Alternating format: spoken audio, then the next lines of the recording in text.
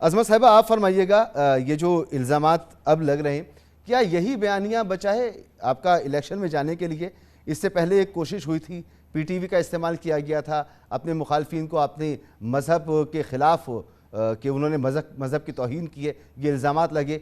फिर chairman PTI पर कातलाना हमला भी हो गया। तो इस दफ़ा फिर इसी तरह की सूरत हाल पैदा हो जाएगी अगर सिर्फ इल्ज़ामात होंगे और सबूत नहीं होंगे। कमाल बात है वैसे मसूद साहब, मैं आज आपकी फैन हो गई हूँ। मतलब शुक्रिया। बात किस बात को कहाँ क्या रंग दे दें आप, ज़ाहिर आपका प्रोग्राम है, आप कर सकते हैं।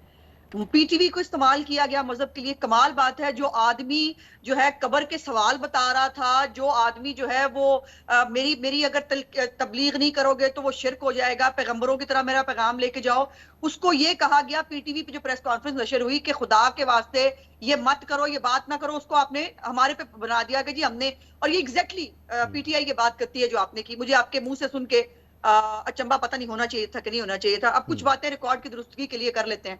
पहले तो आमिर ज़ियाद साहब माशाल्लाह बहुत अच्छा मतलब पीटीआई को डिफेंड करते हैं, इसमें कोई दूसरी राय नहीं, और बिल्कुल वही पॉइंट ऑफ व्यू जो सर्कुलेट होता है उनके ग्रुप्स के अंदर। पहली तो बात यह है कि आज मजे की बात यह है, परवेज मुशर्रफ जैसा शख्स जिसने इस मुल्क के अंदर जो है वो जो कारगिल का भी जो है वो मुजरिम है, जिसने इस मुल्क के अंदर जो है वो एक इलेक्टेड प्राइम मिनिस्टर का तख्ता उलट के उसके साथ क्या नहीं किया, वो आज तक अपने आप को खुद डिफेंड नहीं कर सका, उसको आज आमिर ज़ियाद साहब ने नेशनल टेलीविजन में बैठ के बहुत ग्लोरीफाई कर दिया और उसको कह दिया कि जी वो जो कर रहा था, जो उसने साजिश की, वो इलेक्टेड गवर्नमेंट के खिलाफ। ये तकलीफ होती है मुझे देख के जब इस तरह के सीनियर सहाफी खास तौर पर जो है और वो बैठकर सच को सच और झूठ को झूठ की बजाय जो है वो तारीख अपनी मर्जी की जो है वो लिखने की कोशिश करें, तो तकलीफ होती है एज ए डेमोक्रेट मुझे बहुत ज्यादा। दूसरी बात यह है कि जहां तक अब बिजली के मंसूबों की बात कर लेते हैं, आपने बहुत सारी मतलब चार्जशीट की, यकीनन जो आटे की और चीनी की कीमत में इजाफा हुआ है उसको सूबाई हुकूमतों को बहुत जो रसद और तलब है उसका ध्यान रखना चाहिए। इसके ऊपर जो है वो बहुत सख्ती से वज़ीर आज़म साहब ने नोटिस भी लिया और इसको देख रहे हैं। लेकिन पेट्रोल की कीमत कल कम हुई है, इसका जिक्र आपने नहीं किया।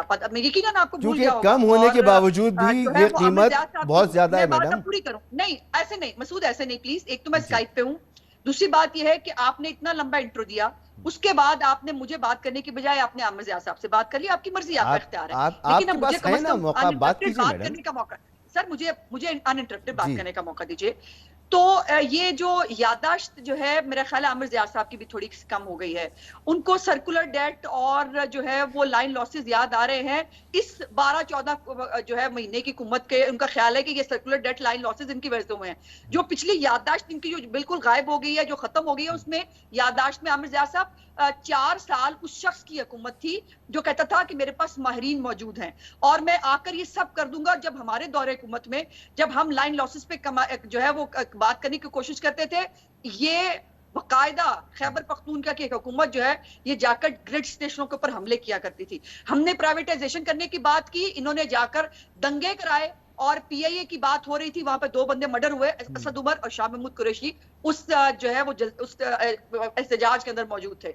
अब ये जो बात है ना कि बिजली के मंसूबे, ये तो ये जाहिर है ये एक सहाफी को शायद समझ में नहीं आता, लेकिन जिन लोगों ने मुल्क चलाए होते हैं ना, मुल्क चलाने होते हैं, उनको पता होता है। आज हमारी आबादी 24 करोड़ से ज्यादा है और ये बिजली के मंसूबों की जिसको आज दुहाई दे रहे हैं आमिर ज़ियाद साहब, काश आपको आमिर ज़ियाद साहब 2013 की हुकूमत के अंदर आकर नवाज शरीफ साहब ने जो 22-22 घंटे की लोड शेडिंग है ना वो ना खत्म की होती, फिर आपको पता चलता मुल्क कितना तरक्की करता है, आपको पता चलता कि जो है वो बिजली की अहमियत क्या होती है।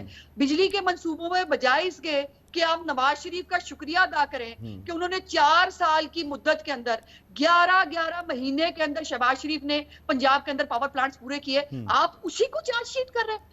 बिजली इस मुल्क में लाने को आप चार्जशीट कर रहे हैं। और ये आपकी इतला के लिए इमरान खान ने भी यही बात बोली थी जब वो आया था, उसने बिजली के मंसूबों के ऊपर एक कमीशन बनाया था, उस कमीशन की रिपोर्ट आई थी, आज तक उस रिपोर्ट को ये शाया नहीं कर सका बिकॉज उसके अंदर एक थप्पड़ पड़ा था ये कहकर कि ना इसके अंदर कोई करप्शन हुई है और ये तमाम जो बिजली के मंसूबे हैं शफाफ तरीके से लगे और पाकिस्तान की जरूरत के मुताबिक। तो आप कह रही है शफाफ तो होंगे, मगर इल प्लानिंग आपको नजर नहीं आ रही इसके अंदर कि इस वक्त सर्कुलर डेट कैपेसिटी पेमेंट देते देते हमारी कमर टूट गई और आप कह रही हैं कि इसमें कोई इल प्लानिंग नहीं थी, एक सियासी नारे की तकमील के लिए मुल्क की इकोनॉमी का सत्यानाश कर दिया। इस मुल्क में मसूद साहब की नहीं थी, जी सबसे ज्यादा लाइन लॉसेस, अब मैं सूबों की बात नहीं करना चाहती, लाइन लॉसेस जो है वो केपीके में 10 साल से इमरान खान की हुकूमत है, लाइन लॉसेस क्यों नहीं खत्म किए उसने, बताइए मुझे।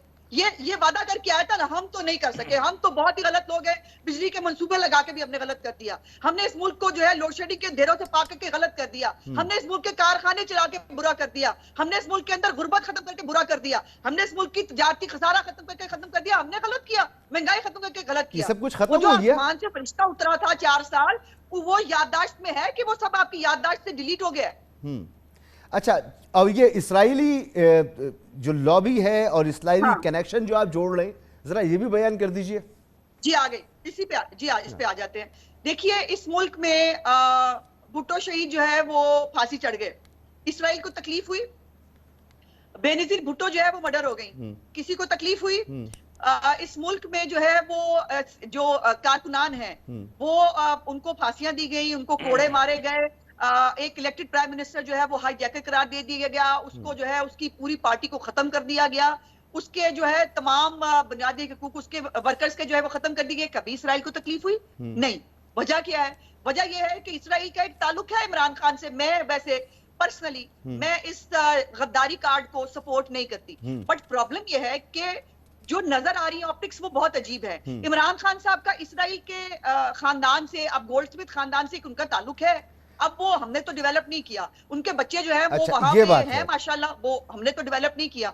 दूसरी बात ये कि जो लॉबिस्ट फर्म्स इमरान खान साहब लाखों रुपया देकर अमेरिका के अंदर हायर करके बैठे हुए हैं, वो पाकिस्तान के खिलाफ जो है प्रोपेगेंडा करके इमरान खान को सपोर्ट कर रहे हैं, तो किसका फायदा कर रहे हैं?